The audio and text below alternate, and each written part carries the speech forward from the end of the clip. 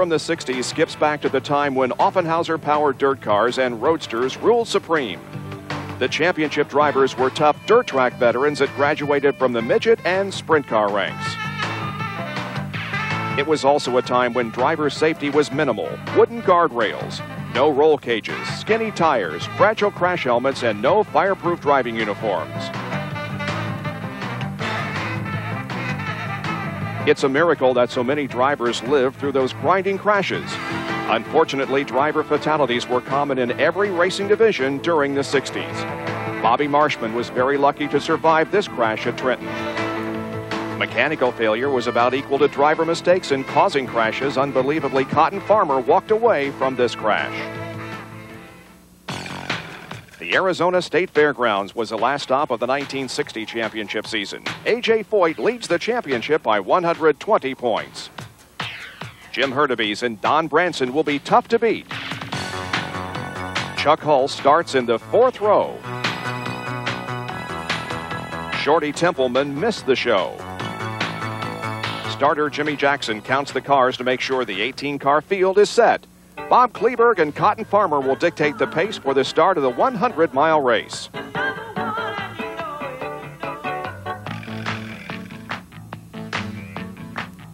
They head for the green flag, and everyone roars into turn 1.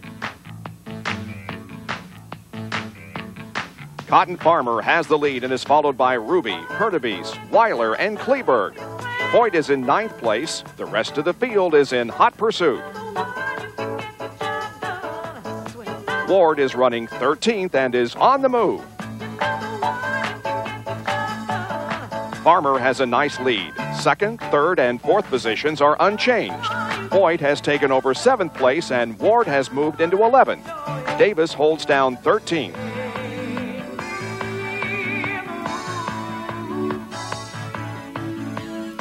Hurtubise is on Farmer's tail and Foyt is 3rd.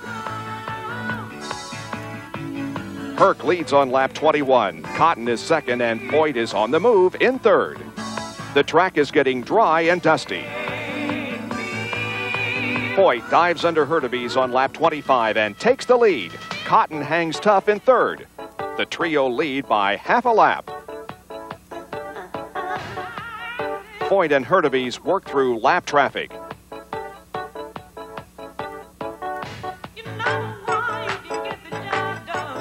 On lap 73, Cotton Farmer loses it in turn 4 and slams into the guardrail with his right rear tire, sending him into a vicious series of flips across the rail. It looks bad for Farmer.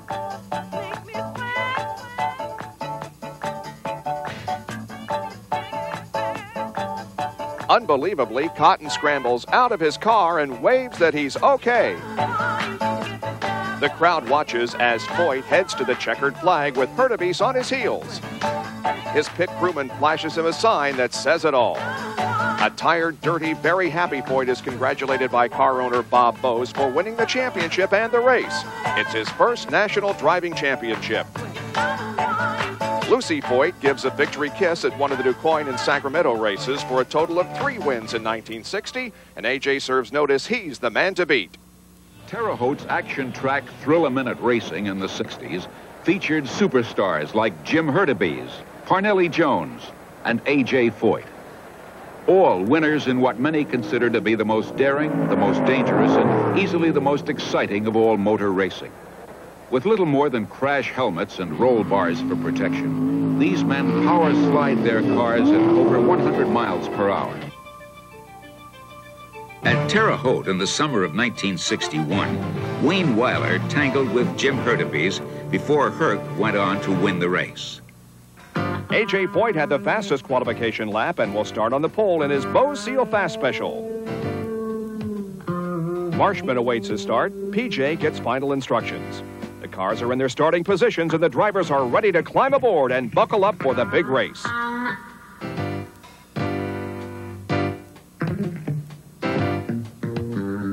Foyt checks in. Parnelli steps into the cockpit and prepares for the start. George Bignotti gives the word to start Foyt's car. A.J. adjusts his gloves. 30,000 fans watch as Pat Badan waves the green flag and 22 cars fly into turn 1. Unbelievably, everyone makes it through. Foyt is leading. Don Branson is second. Elmer George third. And Jim Hurtubise is fourth. Jack Conley has passed Hurtubise for fourth. Ward has passed 8 cars on the first lap. Don Davis is working on George and passes him in turn 4. Parnelli slips by Elmer on the inside. Jones is 4th. Ward is up to 9th. Roger is told he's on lap 15. It's still Foyt and Branson. Lloyd Ruby spins in turn 2. Eddie Sachs gets out of shape in turn 4. Eddie heads for his pit. Tom Marchese sees history being made as Don Davis challenges Foyt for the lead and passes him in his Chevy-powered car. Don Branson has blown a tire and falls out of the race. Davis dirt tracks through turn 2. Foyt is looking for room to pass.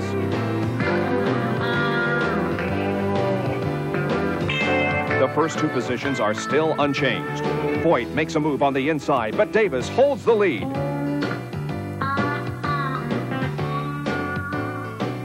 All eyes are on this exciting race.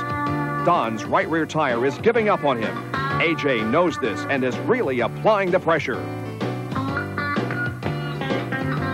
Davis changes his line, trying to save his tire. Don continues to hold Foyt off, but as he heads into turn 2, his tire lets go, sending him into a spin.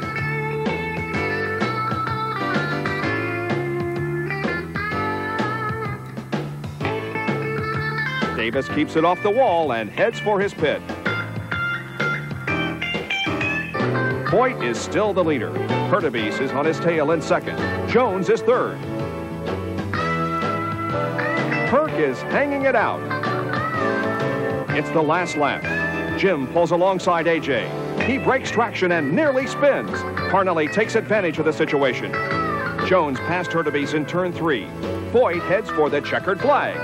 Jones, Hurtubise, and Ward finish close behind. Foyt averaged a little over 100 miles an hour for the 100 laps. AJ won over $7,000 and earned every penny of it.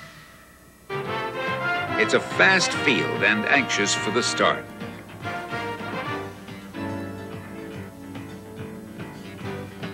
Jones goes to the top and takes the lead.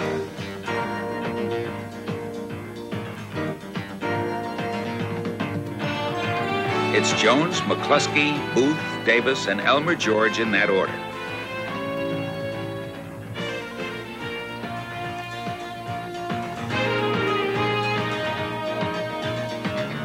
Jones is long gone. Jim McElreath pulls out of the action. Joe Pittman shows Parnelli his lead. Rogers' crew urges him on.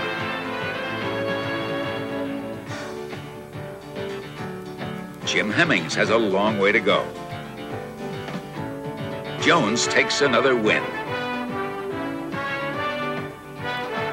McCluskey settles for second.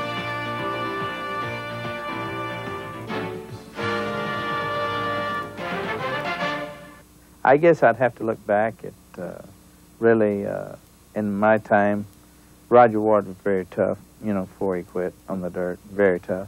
But I have to go back to Parnelli Jones, Jim Hurtubise. The way we raced so hard, midgets and sprints, it was lucky that one of us didn't lose our lives in a race car because we let it all hang out. So I'd have to actually pick them 2 guys over everybody else. Fast qualifier Parnelli Jones starts on the pole alongside racing buddy Jim Hurtubise.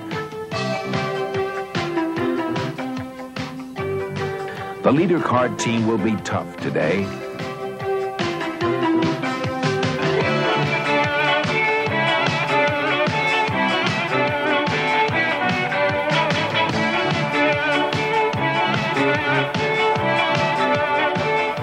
On the pace lap, Jones and Hurtubise are closely followed by Branson and Bob Marvin as they come down for the start. Hurtubise jumps into the lead, followed closely by Jones, Marvin, Branson, Ward, and Foyt.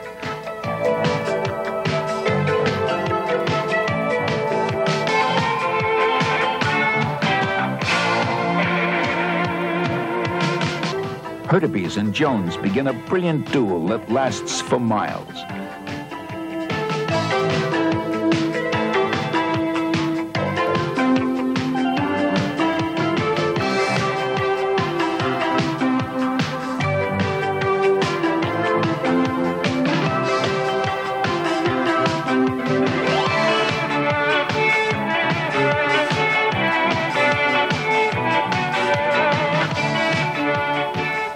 Not even lapped traffic is enough to break up their duet.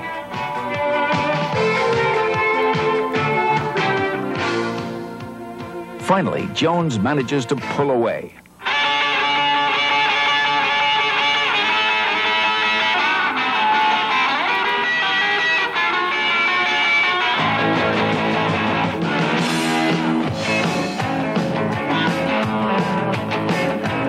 Parnelli is all alone in first.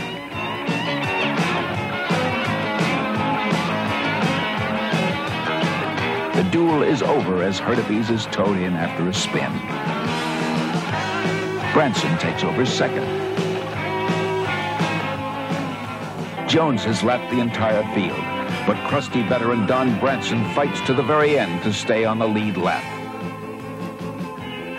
Parnelli takes the checkered flag and record winner's share of over $13,000.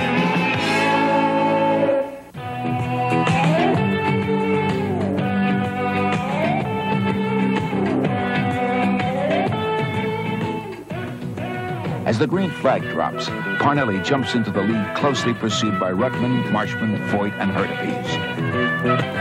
George loses it in 1 and 2, but regains control.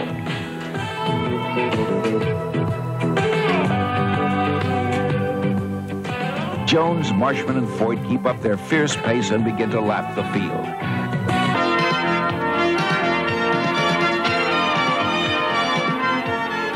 The tremendous pace continues as Marshman slips past Jones for the lead.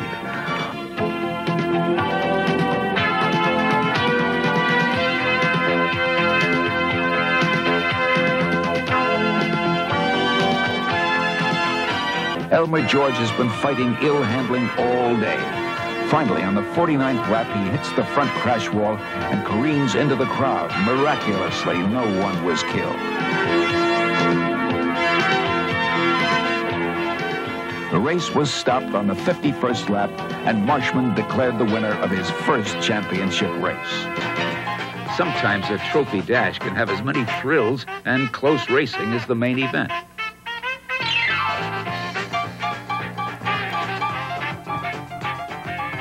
In this dash, everyone tried for first spot in turn 3. Parnelli runs out of room and spins, but manages to regain control.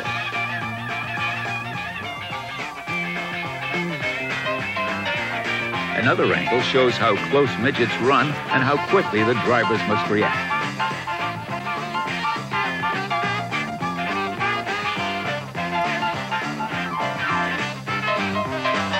Parnelli demonstrates how to set up and pass for the lead.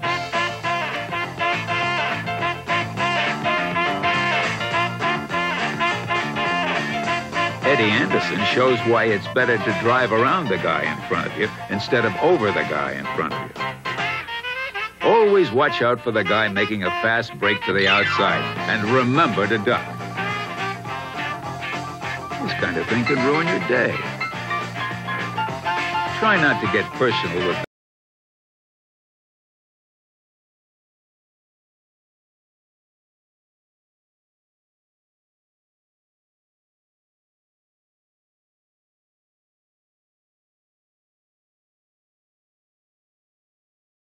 out here every summer or during the month of May anyway. Well, how do you get a driver, Ag? Well, I brought my driver with me, Sid. Could we meet him? Yes, Parnelli.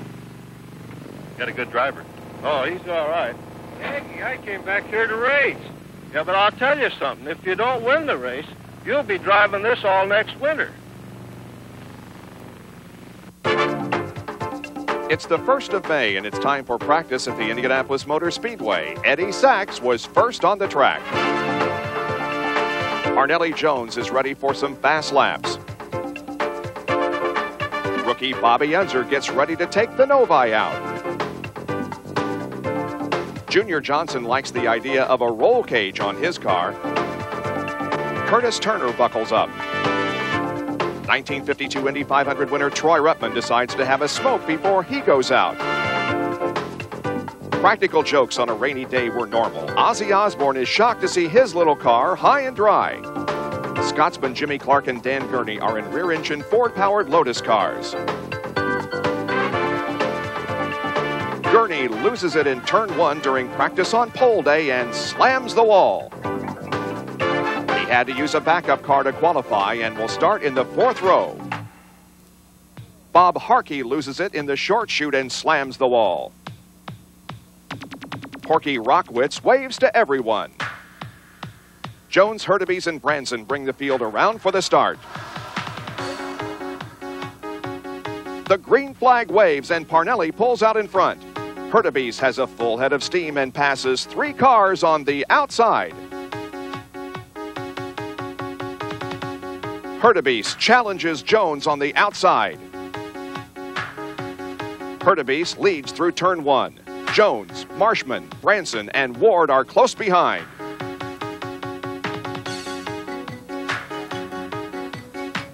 Parnelli dives under Herc and retakes the lead.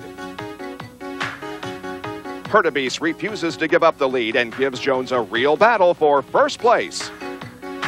Bobby Unser gets on the brakes trying to avoid the car in front of him and spins into the wall on lap 12. It's still a fierce battle for first. Jones leads by 10 car lengths. Hurtubise is getting pressure from Marshman and McElreath. Parnelli bobbles a little in some oil. Eddie Sachs, close behind, gets in the same oil and loses it. Eddie spins to a stop, but he was able to restart. McCluskey is running second, followed by Hurtubise, Marshman, and Branson. Bud Tingelstad is out of control and slams the wall in turn 2. He's through for the day. Parnelli is still leading. McCluskey is second, and closing in is Clark, Marshman, and Sachs. Parnelli has led 145 laps. Sachs completes his last pit stop. McElreath spins in the pits. Sachs loses his left rear wheel and slams into the turn 3 wall. Eddie spins to a stop in the middle of the racetrack. Parnelli continues to lead on lap 181. Eddie decides to leave the scene of the accident. Jimmy Clark is in second place. Eddie rolls his tire and waves to the crowd as he heads back to the pits. Sachs was always the showman and crowd pleaser. With 2 laps to go, Parnelli has McCluskey on his tail. Roger tries to dive under Parnelli. He loses control and spins to a stop. Parnelli Jones wins the Indy 500. Jimmy Clark finishes second. Parnelli is all smiles in victory lane. Wonder if Aggie is telling PJ not to worry about the trash truck. Into turn 3, Jimmy Clark the leader, and it's been a long time since any European driver has shown them the way around. Here are the first 5 spots in the lineup. 92, Jimmy Clark. 93, Dan Gurney. Number 2, A.J. Foyt. Number 1, Roger Ward. 10, Chuck Hulse. And the duel is on for second place, Gurney and A.J. Foyt. The rest of the pack holding it real tight all the way around.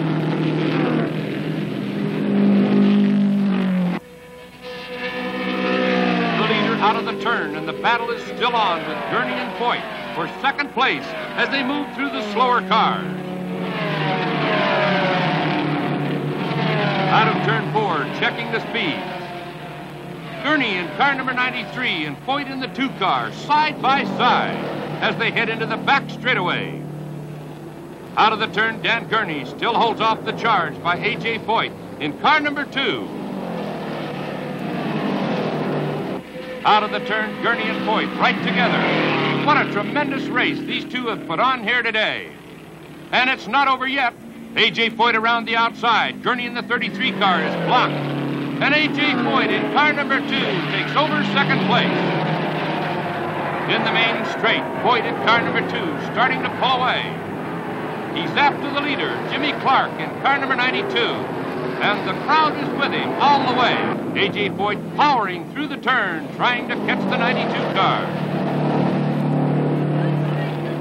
Here's the leader, car number 92 on the last lap, down the back straightaway, followed by the 2 car.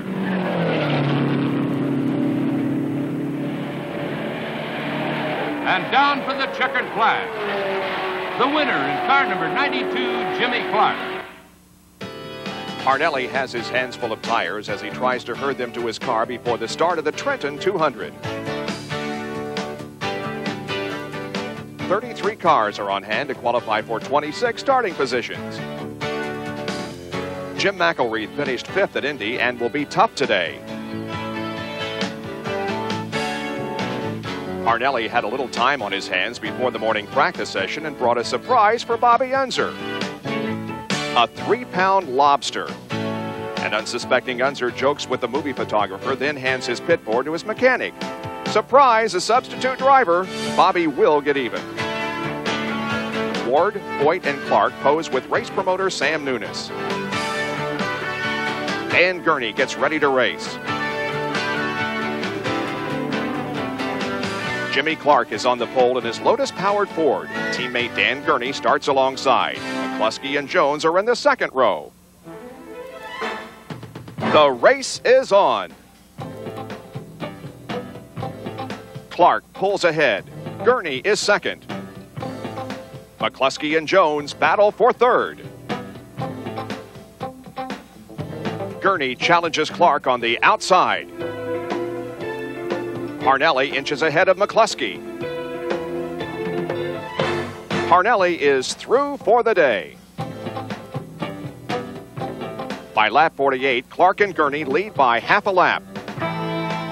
Clark pulls in on lap 49 with a broken oil line. Chuck Hulson, Roger McCluskey lock wheels and drive head-on into the crash wall on lap 89.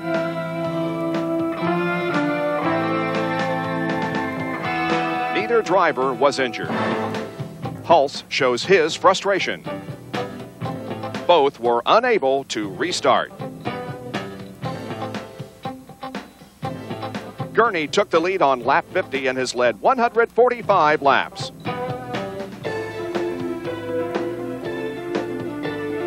Foyt has moved into second place. Gurney is nowhere in sight. Gurney heads to the pits on lap 147 with a broken oil line. Foyt breaks into the lead and is a full lap ahead of second place.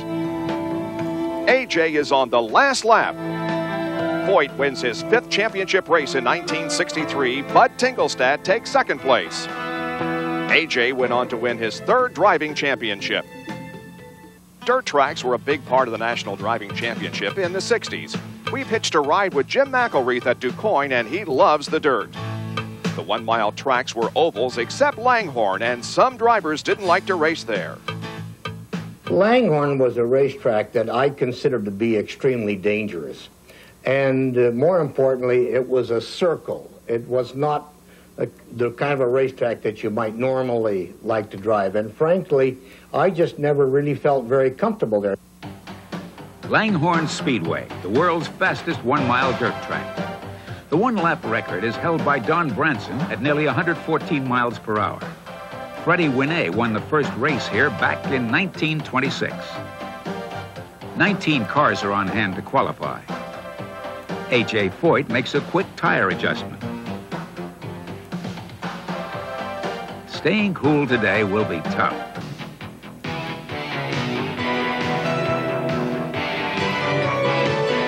McElreath pulls in behind Foyt, and they both prepare to stand on it for the first dirt race of the 1964 season.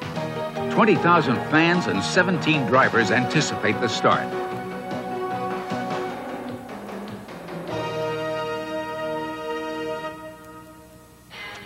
Rutherford has fast time, and Foyt starts alongside.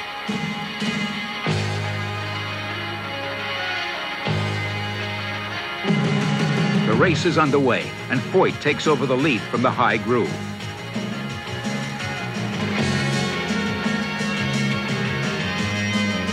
Rutherford is second, with Branson, Larson, Marshman, and Andretti following close behind. Foyt flies through turn 1. Mario is doing a great job as a rookie, running 6th. Branson puts a pass on Rutherford. Don is really moving and laps Lloyd Ruby. Johnny gets a little wide in turn 2. McElreath laps Unser and is running 5th.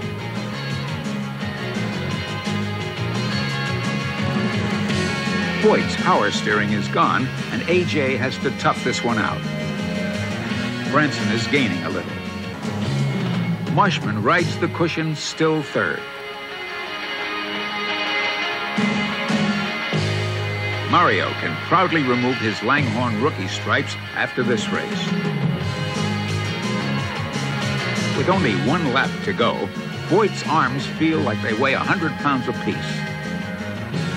Branson will have to settle for 2nd. Marshman will collect 3rd place money. AJ racks up his 4th win on the Killer Mile by a comfortable margin. Roger Ward has the pole, and Bobby Marshman sits alongside. Foyt is way back in 16th due to engine problems during qualifications. Marshman jumps out to an early lead.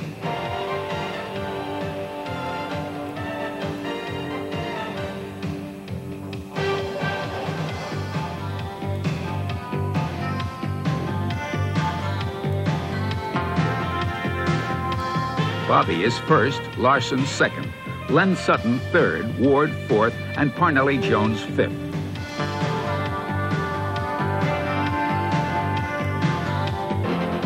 Foyt is running on Virgin Racetrack, passing 2 at a time.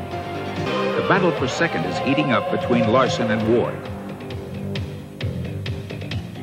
Foyt is running where no man chooses to follow. Rookie Bill Horstmeyer in car number 81 passes Parnelli and looks like an old pro.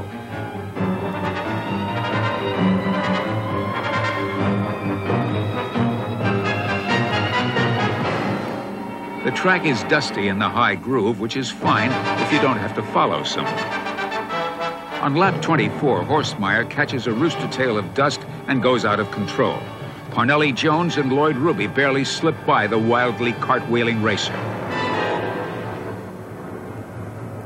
Horstmeyer's car is destroyed, and he dies en route to the hospital.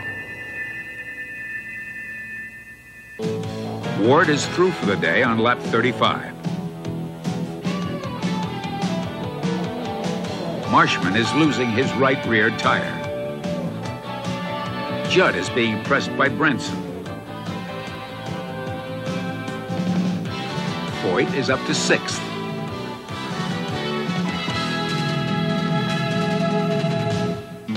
Marshman gives up the lead as he pulls in for a quick tire change. Larson is the new leader. Branson runs 2nd. Marshman rejoins the race in 6th place.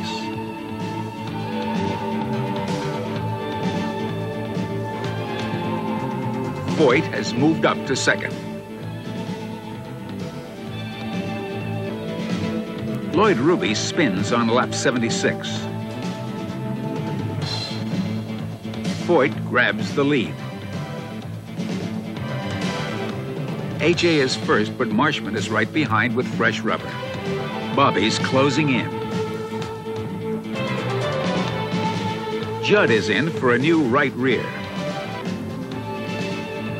Bobby tucks in behind Foyt and waits for the slightest bobble.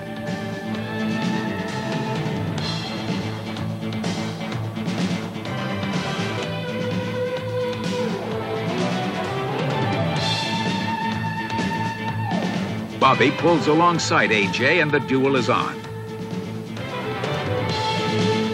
Foyt holds the advantage. Foyt will win his first Springfield 100. Marshman finishes a disappointing second. Foyt has won a record 10 races in 1964 and has his 4th championship in the bag. Bobby Marshman will start in the 5th row. If his Lotus Ford holds up, he could be tough to beat. Bobby is a happy-go-lucky guy and stands on the gas. Foyt will start outside pole. Lynn Sutton was unable to make the starting field after crashing during the morning practice session. Parnelli out-qualified the field in his Lotus Ford. Foyt was second quickest in his Hallebrand Offie. They bring the field down for the start. Foyt jumps into the lead. Jones is close behind. Andretti, Unser, and Ruby follow. Jones is on Foyt's bumper. It's wheel-to-wheel action in turn 1 and through turn 2. Neither driver is willing to give in. Parnelli has a slight advantage. There's oil on the track in turn 2. AJ gets loose and tries to ride it out. He runs out of room and has to spin to avoid hitting the wall. He's out on lap 54. Parnelli has built up a good lead. Lloyd Ruby is second. Bobby Grimm spins but will get restarted. Parnelli has led 130 laps. There's 70 laps to go and he's slowing down. Mel Kenyon spins in turn 2. Grimm loses it again and this time it's terminal. On lap 139, Parnelli is forced to drop out of the race with fuel injector problems.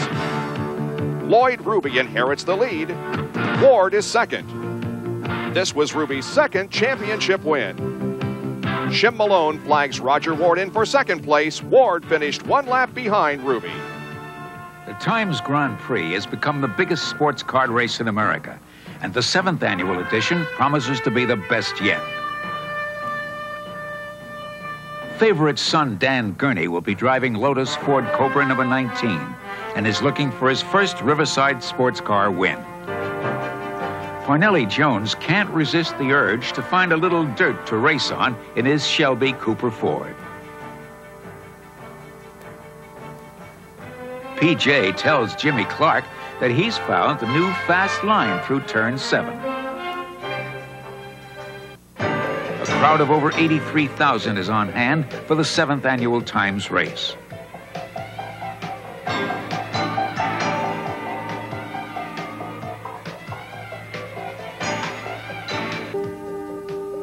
McLaren is leading with Foyt, Hanskin, Jones, and Clark following in that order.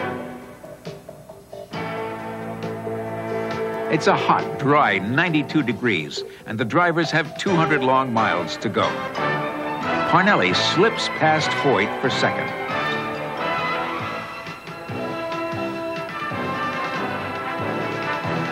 Parnelli has McLaren in his sights. Foyt hangs right with Jones. Roger Penske passes Foyt. The McLaren Olds pits with a leaky water hose.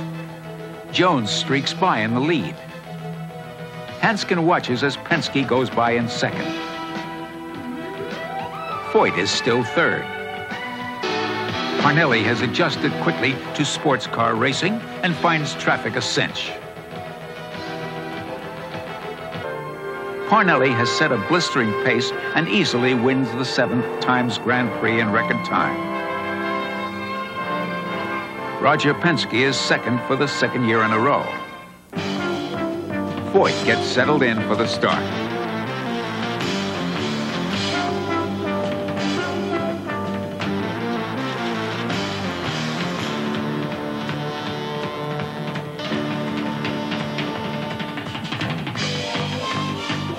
Johnson leads with Parnelli Jones in hot pursuit.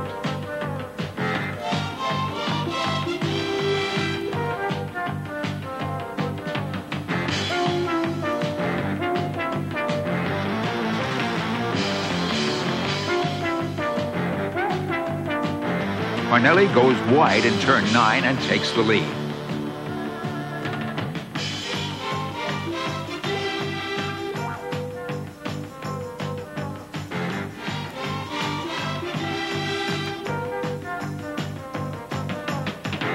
Parnelli is first, Junior second, and Ned Jarrett is third.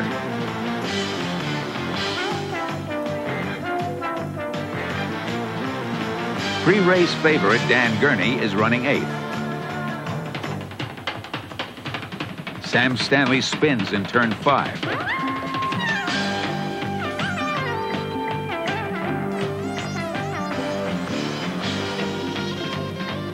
Marvin Patch, number 21, and Ned Jarrett, number 11, race for third.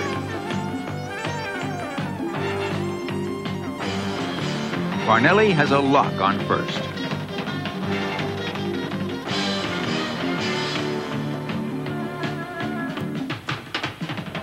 Jones leads Johnson, Jarrett, Lorenzen, and Patch.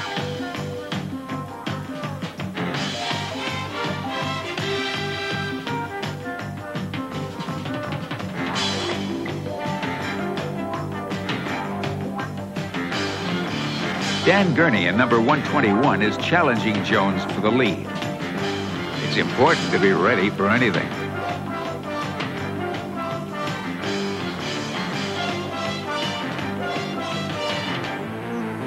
Bob Connor spins in turn 6.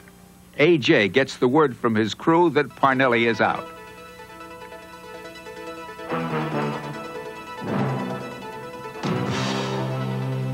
Gurney is the new leader. Gurney and Foyt hold down first and second through turn 9.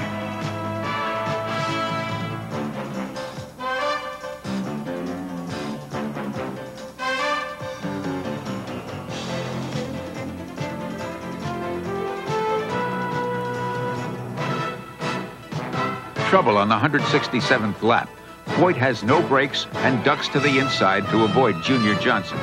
Foyt goes into the dirt at over 100 miles per hour and flips end over end for several hundred feet.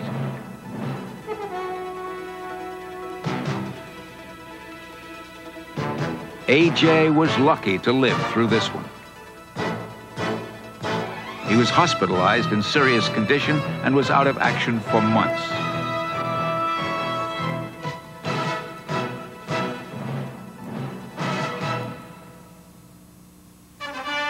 After the restart, Dan builds a tremendous lead.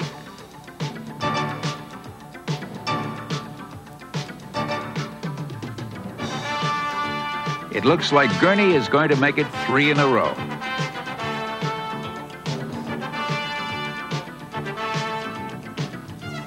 Dan takes the checker and wins the Motor Trend 500.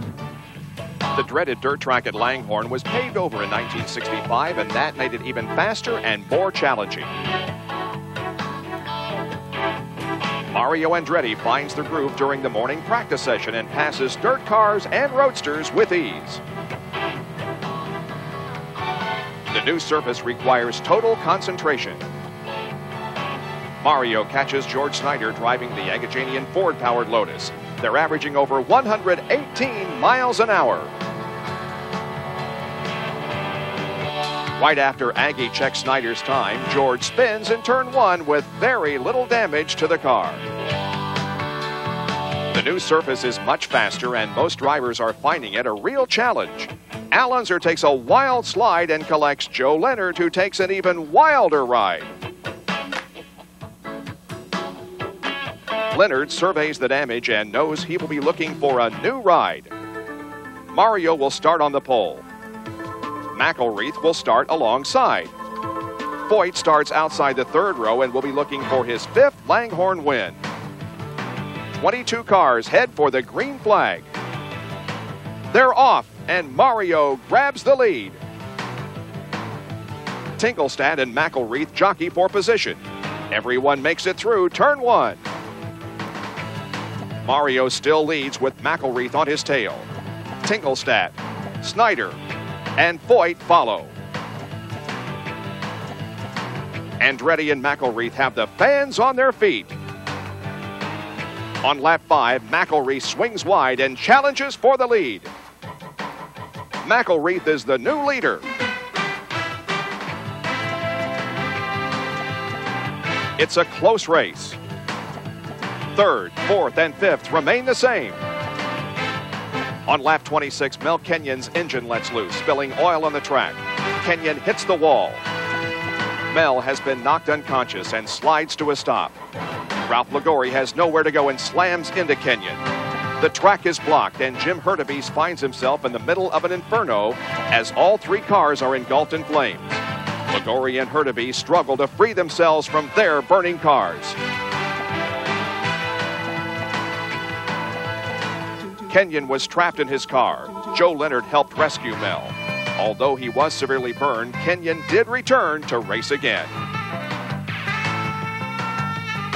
The race resumes. McElreath still leads. Andretti is second. Snyder is third. Tinkelstadt fourth, and Foyt fifth. Snyder spins on lap 49. He manages to get headed in the right direction and heads for the pits. A broken sway bar ended his day. Mario challenges for the lead on lap 50. They're wheel to wheel going into turn one. Andretti regains the lead. Unser and Williams collide. McCluskey rides over Unser's front wheel and spins into the wall. They're both out of the race. McElreath regained the lead on lap 77 and heads for the checkered flag. Andretti finished second. Ruby, Tinkelstadt, and Foster round out the top 5 spots. This was Jim's second championship victory. How sweet it is. The roar from the 60s was ever-changing. New cars, new drivers, and in July 1965, a new racetrack. A 2.5-mile road course at Indianapolis Raceway Park. Most drivers had never driven on a road course. Mario found the tight turns very challenging.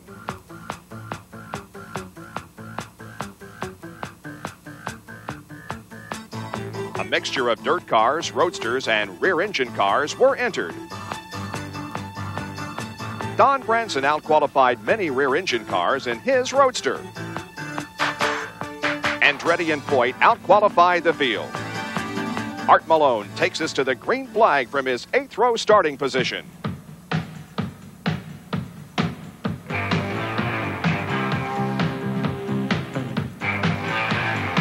Andretti breaks into the lead. Foyt is running second, a few car lengths behind. You can take the dirt off the track, but you can't take dirt track out of the driver, especially Rutherford. Ronnie Dubin seems to prefer grass over the paved surface.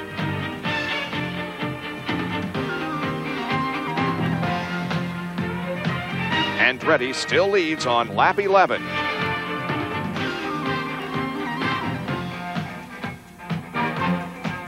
Foyt's the new leader on lap 12. Mario is second. McElreath, Unser, Leonard, and McCluskey follow.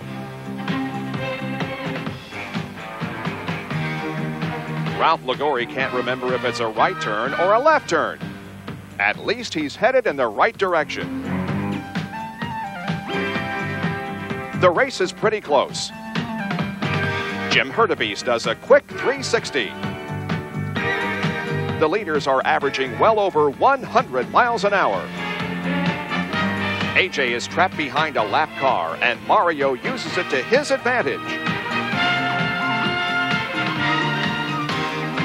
Andretti is back in the lead. Norm Hall is 4 laps down and fighting an ill-handling race car. He's upside down in turn 2. His injuries were serious. Mario still leads on lap 65. Foyt regains the lead on lap 66. It's a real battle for first. Unser is third. Foyt runs out of fuel on the last lap, and Mario inherits the lead. The finish line is in sight. Bobby Unser finishes second. McCluskey third, and Foyt coasted in for fifth. What a finish!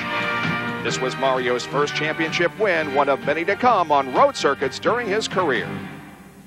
The 17-car field is lined up in perfect order and heads for the starter's flag.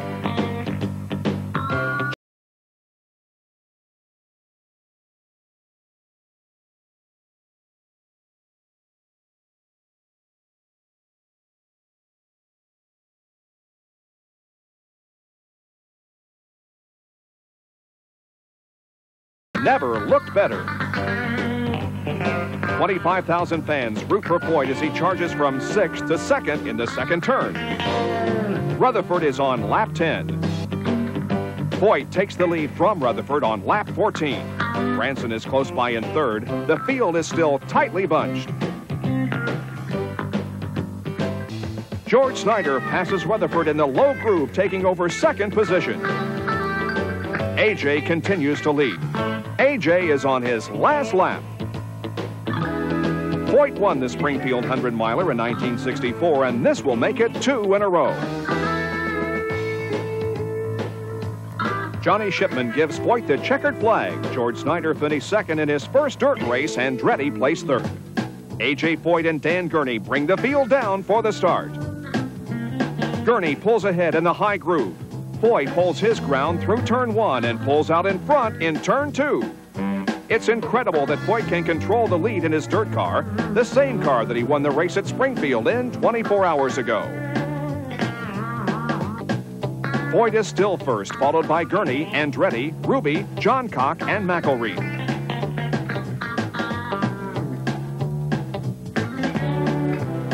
Gurney tries on the outside, but thinks better of that idea. No change in the first 5 positions.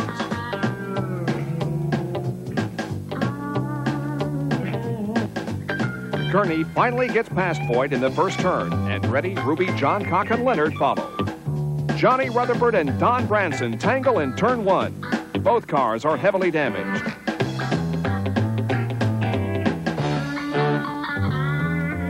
The race is restarted. Gurney still leads, but Andretti is all over him in 2nd. Mario grabs the lead in turn 3.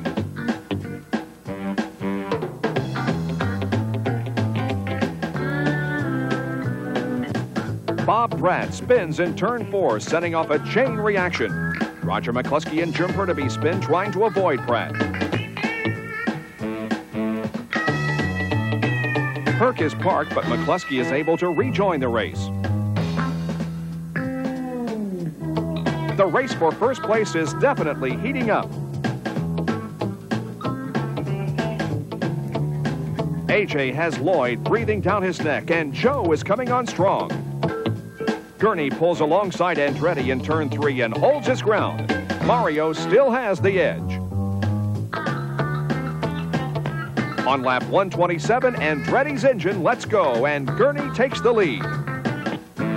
Gurney has a suspension failure and heads for the pits.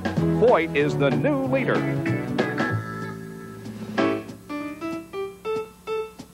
Foyt has fans everywhere. AJ is forced to pit for a new right rear tire and gives up the lead. Johncock slips past Leonard on lap 160 and is now leading the race.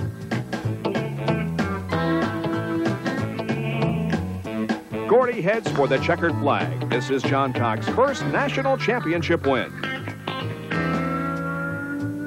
A.J. Foyt finished 2nd and really had the fans on their feet. Ruby was 3rd, McCluskey 4th, and Leonard 5th. Johncock averaged a little over 100 miles an hour and took home $9,300. Not bad for a Sunday afternoon.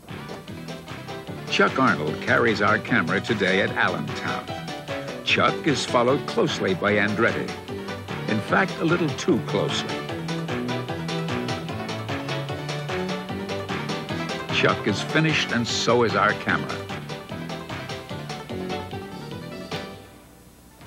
Rutherford and Johncock pace the field. They're off. JR jumps into the lead. The pack stays tightly bunched through the first lap.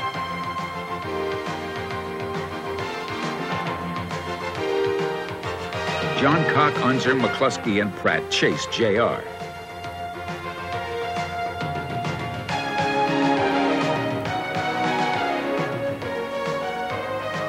Sam Sessions shows us just how close quarters can get at Winchester.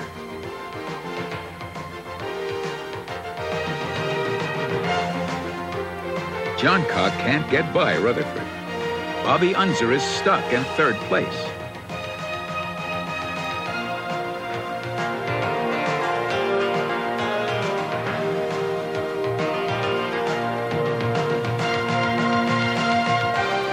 Gordy tries the inside.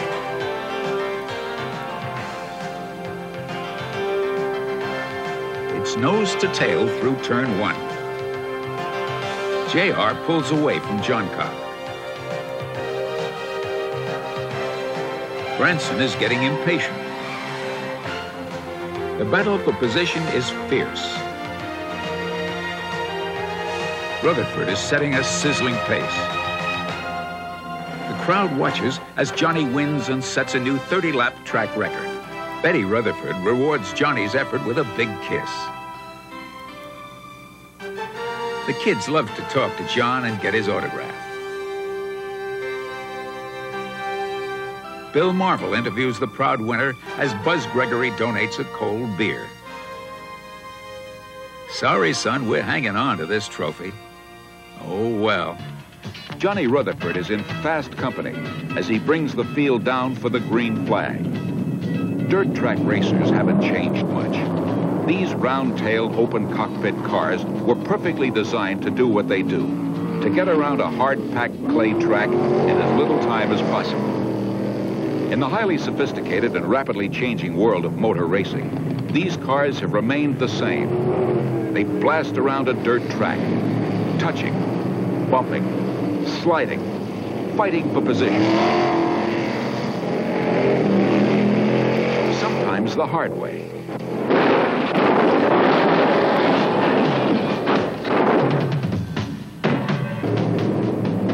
Rutherford blasts past Carl Williams and takes over the lead. Wheel-to-wheel action, ruts and the loose cushion demand total concentration.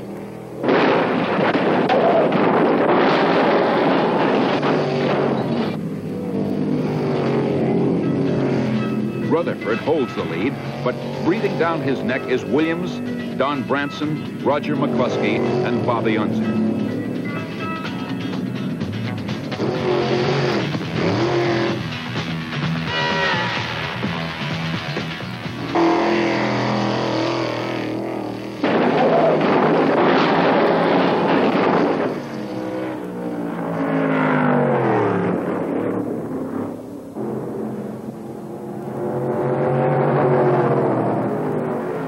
Jones once said, it takes hard driving, ability, good equipment, and luck to win.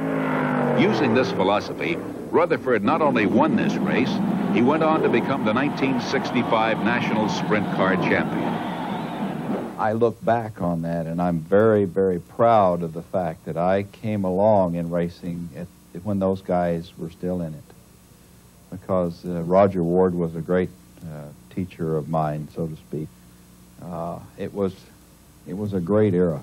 The last race of the 1965 championship season is about to get underway at Phoenix International Raceway.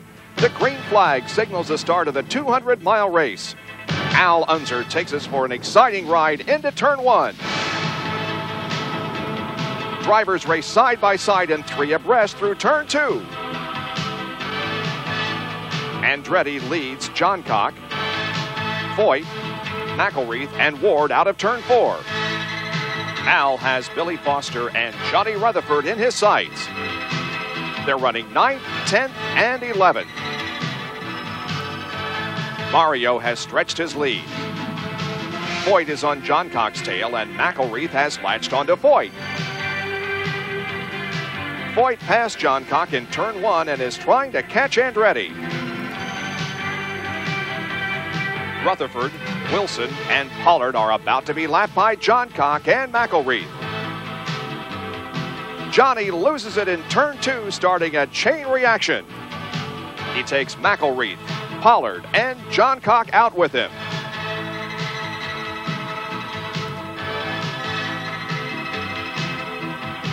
Mario leads. AJ is on his tail.